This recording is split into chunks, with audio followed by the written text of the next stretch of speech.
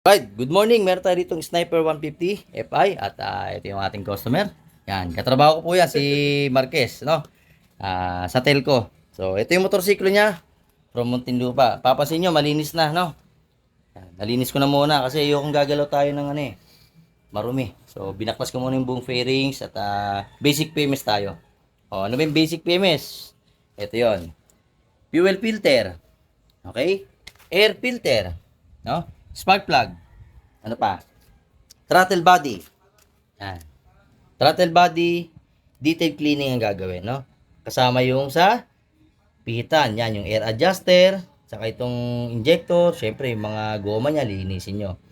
So, iwasan nyo pong fuel injector cleaning. So, hindi po advisable para sa akin, no? Para sa akin po yun. Bakit? Kasi, una sa lahat, sino ba sumasala? Si fuel filter. So, si fuel filter, ang trabaho niyan, salain yung gasolina papuntang injector. Yun lang muna yung papalitan nyo. Dapat alam nyo lang kung kailan kayo magpapalit ng fuel filter, air filter, at kung kailan kayo maglilinis ng throttle body, at saka ng spark plug. Okay, so, tinapik ko naman yan sa mga ibang vlog ko, no, na ibang motor lang. Pero similar lang yung pagme-maintenance. Ganun lang ka-basic. Then, next, punta tayo dito.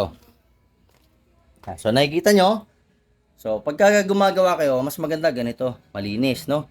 Para, pag ginawa ka nyo, hindi yung kada punas, tapos, wala man lang kayong gagawin lalo nyo na putik-putik na, gagalawin nyo, dumi-dumi ng motor, di ba? Linisan nyo na. Lagyan nyo ng konting effort, no? So, ayan, ito, medyo babahagi ako mamaya to. Babahagyan linis natin yan, no? So, ganoon lang kasimple yung pag-maintenance. Tapos ito, yan, medyo maganit na yung kanyang clutch, oh. Ayun, oh, mapapansin nyo, close up natin, yan.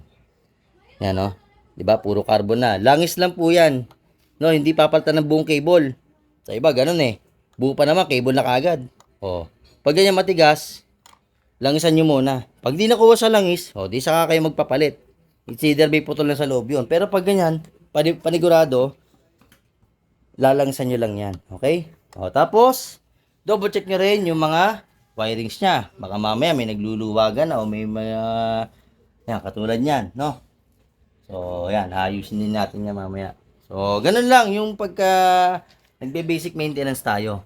Hindi yung lolokohin nyo pa yung customer, pipresyohan nyo ng mahal-mahal. Wala problema sa mahal kayo maningil. Pero bigyan nyo ng kalidad yung gawa nyo, no? So, hindi ako namumuna ng ibang mekaniko. Binibigyan ko lang kayo ng halimbawa, lalo na sa mga baguhan. So, ganun din naman ako dati. Dati rin ako walang alam dyan. Nga lang, syempre sa experience, kailangan palawakin natin. Okay, so, yun lang at may tatrabahoin pa tayo. So, medyo busy, no? So, pasensya ulit at hindi ko na ibibigay yung mga diagram na gusto nyo, no? Kasi, limitado yung oras natin ngayon at marami tayong nakaschedule. So, abangan nyo na lang yung mga susunod kong vlog. Soon, ipopost ko rin yan yung Honda Click, na power appliance na diagram, pati yung RS125 na diagram. Abangan nyo lang yan. Nakagawa naman na ako, no? Yung nga lang, hindi ko pa na iba-vlog, no? Kasi meron tayong inaayos na para sa degreaser na ibebenta at saka dun sa battery, no? So, dumadami yung ating activity. So, medyo nagiging busy yung oras natin. Okay? So, yun lang po, JGA Humble Works at okay, sir, baka mayroon kayo sa shoutout. Shoutout sa'yo, pare. Ang galing mo. Iba ka, pare. Saludo ko sa'yo, pare. Okay. Shoutout sa misis ko. Yun. Sa anak ko. Ha? Alright. Love you. Okay, so yun lang. Maraming salamat po, JGA Humble Works. To God be the glory.